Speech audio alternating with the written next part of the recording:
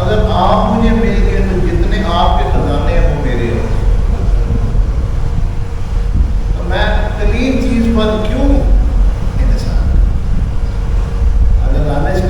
بھی آگے بڑھ کے لینا بھی ہے تو پھر وہ چیز ڈھونڈنا جو نہ ختم ہونے والی، نہ آپ کی سلطنت کو ختم ہونے والی، نہ آپ کے خزانے ختم ہونے والی۔ اللہ کے بندے بھی نہ دنیا کی لالچ کرتے ہیں نہ آخرت، بلکہ وہ صرف اور صرف مالی کے دنیا و آخرت کو چاہتے ہیں کہ تو مل گئے تو ساری خدائی ملی ہے۔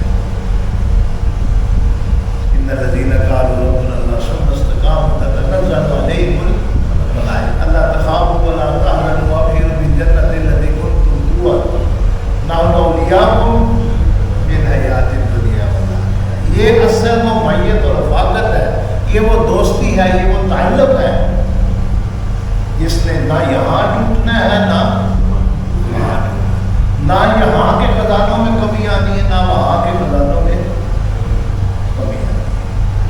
دوست ہے نا، تو دوست کے لیے تو ہر چیز قربان کی جاتی ہے، تو سب سے سچا دوست کون ہے؟ نبی پاک صلی اللہ علیہ وسلم نے ارشاد فرمایا کہ اگر دنیا میں میرا کوئی دوست ہوتا تو ابو بکر ہوتے، مگر میرا دوست اللہ ہے۔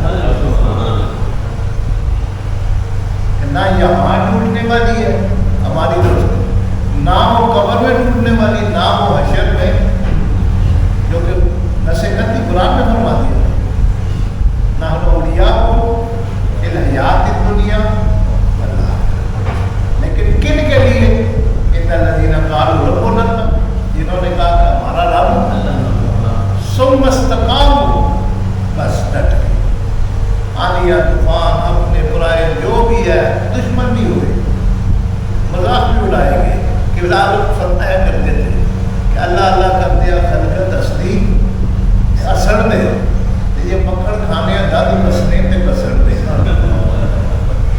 مخلوق کا اللہ والوں پر ہنسنا اسی طریقے پہ کہ وہ مکھن کھا رہا ہے، اور مکھن کسی کسی کو نصیب ہوا ہے، فی زمانہ تو نایاب ہو چکا ہے، دیہاتوں میں کوئی ہے جن کے اپنے جانور ہیں ان کو تو میسر ہے، لیکن شہر والے سوچ سکتے ہیں وہ حضور فرماتے ہیں کہ اللہ اللہ کرتے ہیں خلقت اصلی اثر دے، یہ مکھڑ کھانے دند کسنے تے کسر دے۔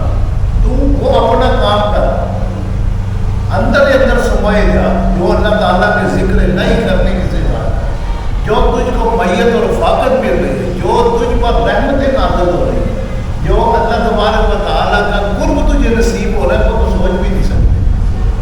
اور یہ اسی کی مثال ہے کہ جس طرح مکھن کھانے سے دانتوں کو کچھ نہیں ہوتا، بلکہ اور زیادہ پالش ہو جائے گی، اور زیادہ چمکنے لگے گی، اسی طرح تیرا چہرہ بھی چمکے گا اور تیرا دل بھی چمکے گا، اور وہ دیکھنے والے حاصل رہ گئے۔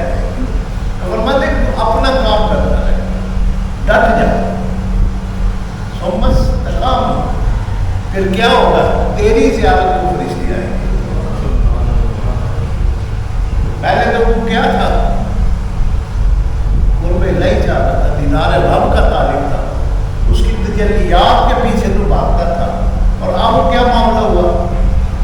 اب اللہ نے اپنی رحمت کے فرشتے تجھ پر، حدیث شریف میں ہے کہ جس جگہ کوئی اللہ کا دوست، اللہ کا ولی تھوڑی دیر ذکر کرتا ہے، بیٹھ کے آرام سکون سے بیٹھا کسی درخت کے نیچے، کسی گھر میں، کسی دریا کے کنارے، کسی جنگل میں، اللہ تبارک و تعالیٰ تا قیام قیامت وہاں فرشتوں کا نزول رہتا ہے۔ وہ آیا، اپنی 50 60 70 80 سالہ زندگی گزاری اور گیا، لیکن وہ جو جگہ ہے جس جگہ پہ اس نے ذکر الہی کیا، اب وہ قیامت تک کیا ہو گیا؟ فرشتوں کا نزول ہوگی، وہ جگہ بابرکت ہوگی۔ فرشتے کہاں پہ آتے ہیں؟ جہاں برکت ہے، ہر جگہ وہ آتے ہیں نہیں، مسجدوں میں آتے ہیں، ذکر کی محفلوں میں آتے ہیں، ان دلوں کی طرف رجوع کرتے ہیں جو اللہ اور اللہ کے رسول کی طرف، وہ برکت والی جگہ ہے۔ اگر اس جگہ بیٹھنے سے اتنا کچھ ہوتا ہے، اس جسم کا کیا حال؟ اگر اس وجود میں تھوڑی دیر وہاں بیٹھ کے ذکر نہیں کیا تو قیامت تک ڈیوٹی لگی کہ اب یہ تو اس جسم کے وہاں بیٹھنے اور بیٹھ کے وہاں سے اٹھ جانے کی برکت ہے. اس جسم کی اپنی کیا کیفیت ہوتی ہے. پھر اس نے کہا کہ بادشاہ آپ مل گئے تو ساری خدائی آپ شریف بالجنت التی کنتم. اور پھر دنیا میں بھی ان کو دسا, میں نے پہلے بھی عرض کیا ہے, آپ بیمار ہوئے تھے تو سائے رونا شروع ہو گئی تھی, راتوں قطار رونا شروع ہو گئی. کیا ہوا حضرت صاحب جو آپ کی کیفیت ہے نا, شاید جدائی کا پتہ آ گیا, تو میں تسلی سے جائیں فقیر ابھی نہیں جائے. اور کیوں فقیر کو ابھی ٹھکانہ نہیں دکھایا گیا. جب ٹھکانہ دیکھ لوں گا پھر میں خود ہی اشارے دے دوں گا. ابھی بہت وقت ہے.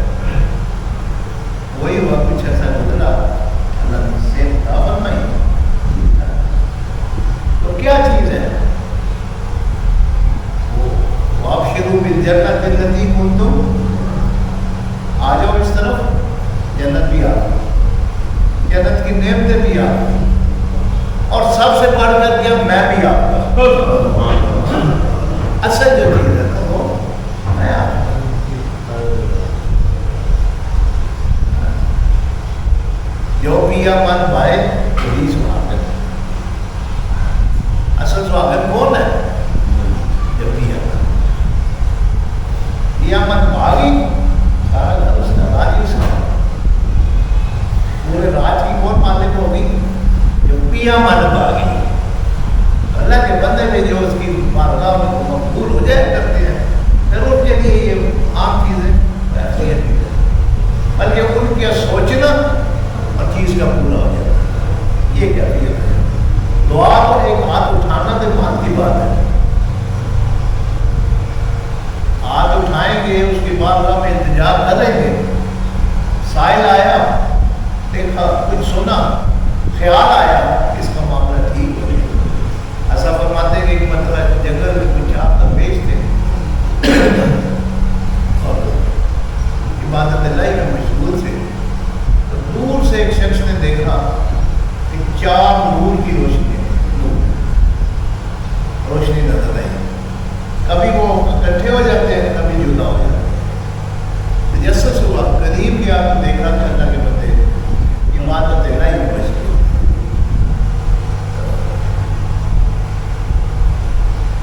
یہ بھی ان میں شامل ہو گیا. ان کا معمول یہ تھا کہ ہر ایک نماز پڑھاتا ہے. مثلا زور کی ایک نے پڑھائی, پھر اصل دوسرے نے, مغرب تیسرے نے, پھر عشاء چوتھے نے, پھر اسی طرح فجر ایک نے, پھر اسی طرح وہ پڑھاتے چلے گئے. یہ بھی شامل ہو گیا.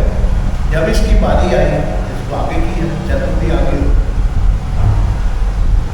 جب جو اس نے نماز شروع کی جب پوری روح زمین سامنے آ گئی, تو دیکھا کہ ایک سمندر میں طوفان آیا ہوا, چیخ و پکار پڑی ہوئی ہے, کشتی جو ہے مسافروں سے بھری ہوئی ہے, اور اس کو لے کھا لیا. ابھی قریب ہے کہ کشتی الٹ جائے, مجھے بڑی بلند ہو گئی ہے.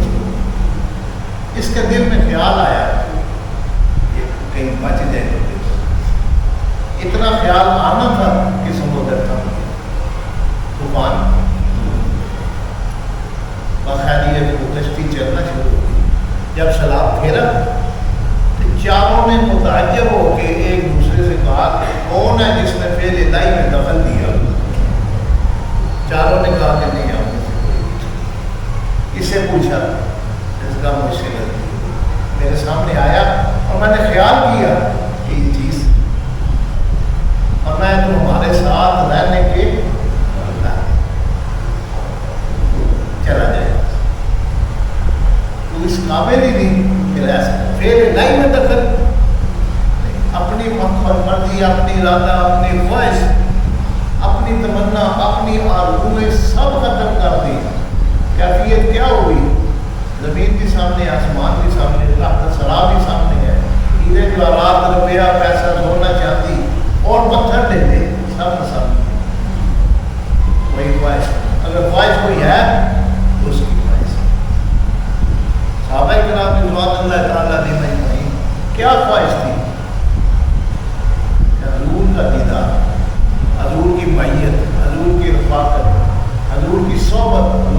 مجلس، ان کا زندگی کا مقصد کیا تھا؟ یہی تھا۔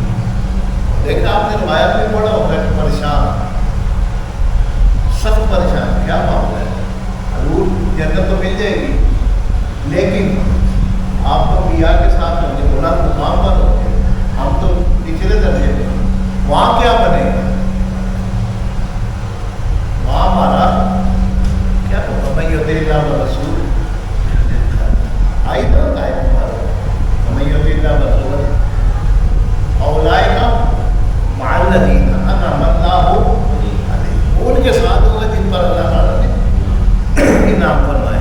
اور انعام میں سب سے افضل انعام یافتہ کون ہے؟ انبیاء، نبی پاک صلی اللہ علیہ وسلم، اور آپ کے بعد انبیاء۔ اصل انعام یافتہ کون ہے؟ نبی پاک صلی اللہ علیہ وسلم، اور آپ کے بعد،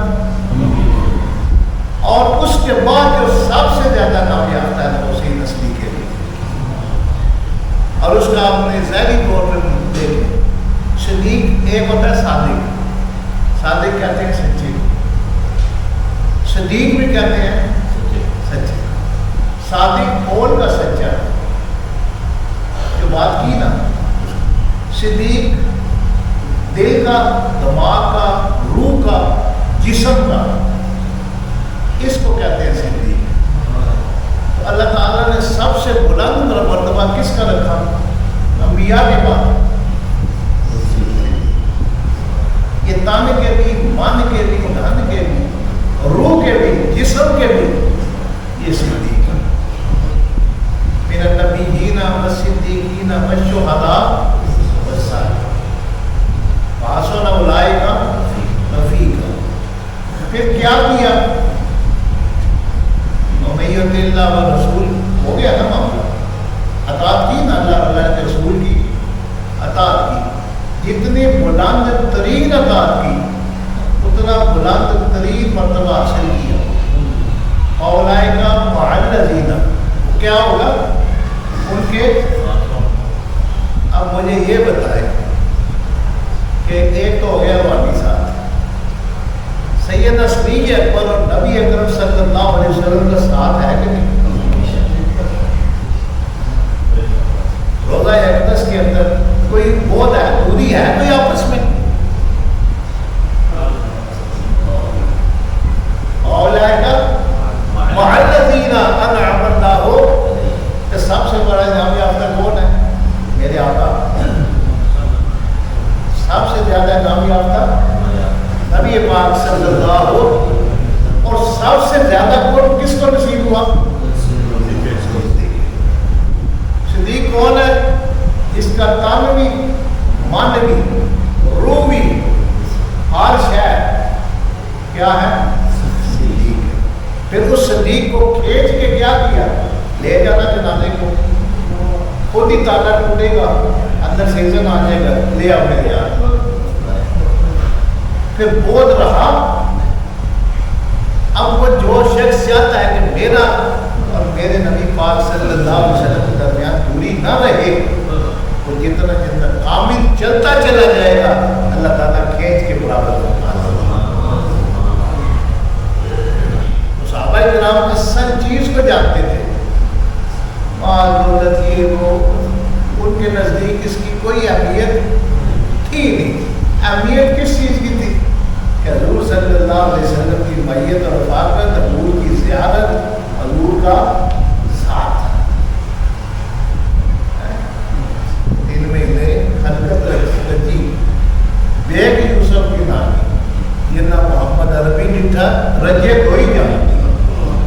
اب وہ دیدار کر لیا، نہ یہاں پہ قرار آ گیا، نہ آخرت کو فکر پڑا ہوا، وہاں کیا کرے گی؟ یہاں تو دیدار کر لیا، صحبت مل گئی، مجلس بھی مل گئی، قرار بھی مل گیا، چین بھی مل گیا، لیکن وہاں انبیاء کے درجے رہتا اور ان سے اوپر نبی پاک صلی اللہ علیہ وسلم کا درجہ، اور ہم فرمایا کہ فکر نہ کرو، میں صدیق بھی دے رہا ہوں، میری بھی اتباع کرو، صدیق کے راستے پر بھی چل رہا، بتابع سبیل من اناب الیہ، کسی نزدیک اکبر کے متعلق ہے، تو اس کی اتباع کرو جو میرے